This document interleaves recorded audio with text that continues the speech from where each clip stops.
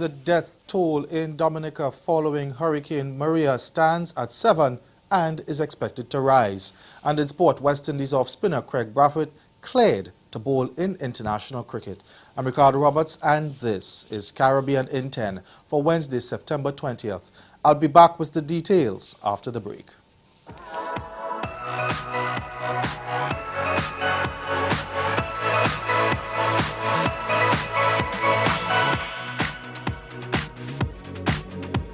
Pageantry, I believe, is an opportunity where young women are able to inspire other young women, and I believe that this is an important platform that we can use in order to show young women of today that beauty is not just face deep, it is much more than that. It is intelligence. This young poetry puts an official stamp on the construction of the Roxborough Administrative Complex. Works on the 13,000 square foot facility started in July. It's being built by local contractor Towers Consortium. The project is being managed by the Urban Development Corporation of Trinidad and Tobago, UDCOT. Piling has already been completed on schedule.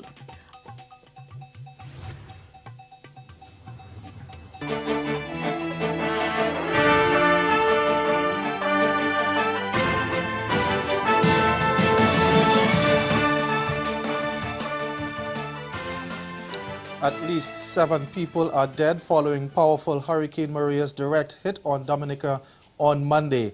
Communication and power are still out in the island, but Prime Minister Roosevelt Skerritt's principal advisor, Hartley Henry, has reported speaking to the Dominican leader this morning via satellite phone and getting an account of the situation on the ground. He said while it was difficult to determine the level of fatalities, so far 7 are confirmed as a direct result of a hurricane. And he says Skerritt fears he will see that number rise when he goes into the rural communities today. The Prime Minister was up till late this morning on an aerial tour to view the damage to the island, which is home to about 70,000 people. Footage from a regional security system aerial reconnaissance flight already shows flattened buildings, fallen trees and strewn debris. And Henry says there is no running water as a result of uprooted pipes in most communities and no landline or cell phone services on the island, and that situation could remain so for quite a while. It also reported that, or he has also reported that, the main general hospital took a beating and patient care has been compromised, and many buildings serving as shelters have lost roofs. Henry said there is an urgent need for helicopter services to take roofing materials for shelters, bedding supplies for people stranded in or outside what's left of their homes, and food and water drops for residents of outlying districts that are currently inaccessible. Executive Director of the Caribbean Disaster Management Agency, Ronald Jackson, anticipates there will be billions of dollars in damage, with virtually every citizen either directly or indirectly impacted. And after hammering Dominica, Hurricane Maria slammed Puerto Rico just before dawn today. The Category 4 storm is expected to lash the island of 3.5 million people with winds of up to 160 miles per hour throughout the day. People calling local radio stations reported that doors were being torn off their hinges. The storm, with maximum sustained winds near 140 miles per hour, threatened to ravage the island's already crumbling power grid and worsen its economic woes. In its 11 a.m. update, the National Hurricane Center in Miami said Maria was located about 15 miles east-southeast of Arecibo, Puerto Rico, and about 25 miles west of San Juan, Puerto Rico, and was moving towards the northwest near 12 miles per hour. Hurricane Maria is expected to dump at least 12 to 18 inches of rain on the island before barreling toward the Dominican Republic starting tonight, then on to the Turks and Caicos and southeastern Bahamas by tomorrow night. CARICOM Chairman Dr. Keith Mitchell says it's clear the Caribbean region has a tremendous challenge on its hands following the widespread destruction caused by Hurricanes Irma and Maria.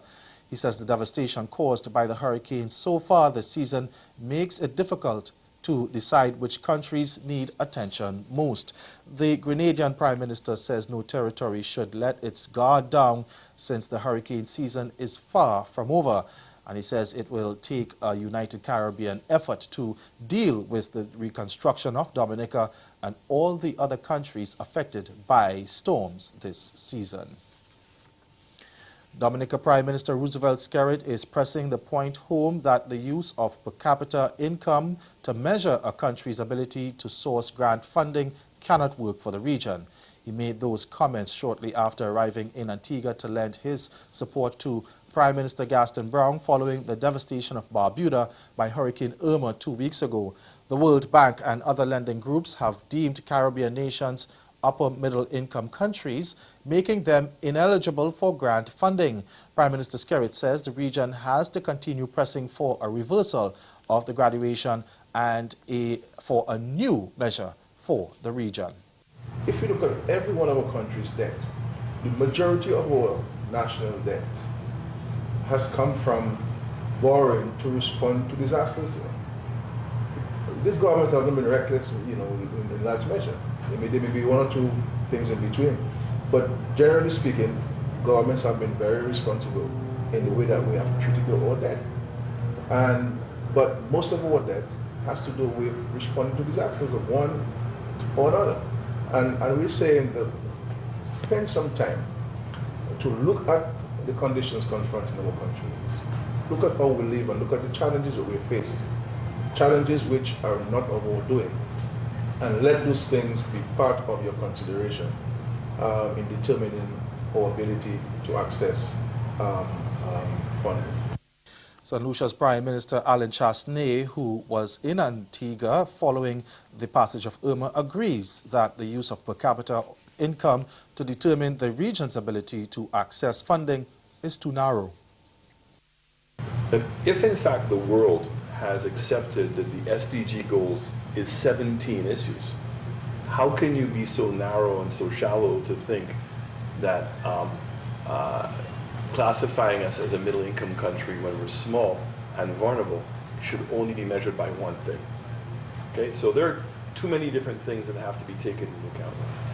And that's why we're saying that there are also two other alternatives. We can't wait for the $100 billion.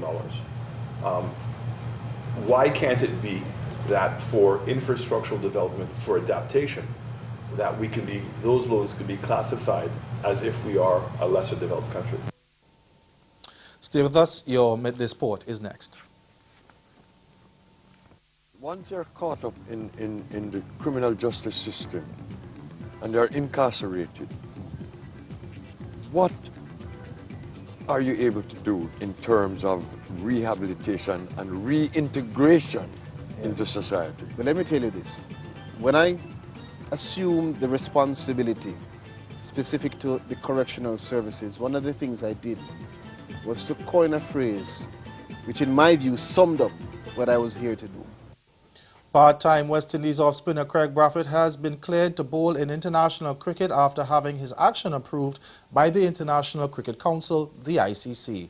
In a release today, the ICC said Brathwaite's action had been found to be legal and the player can continue bowling in international cricket.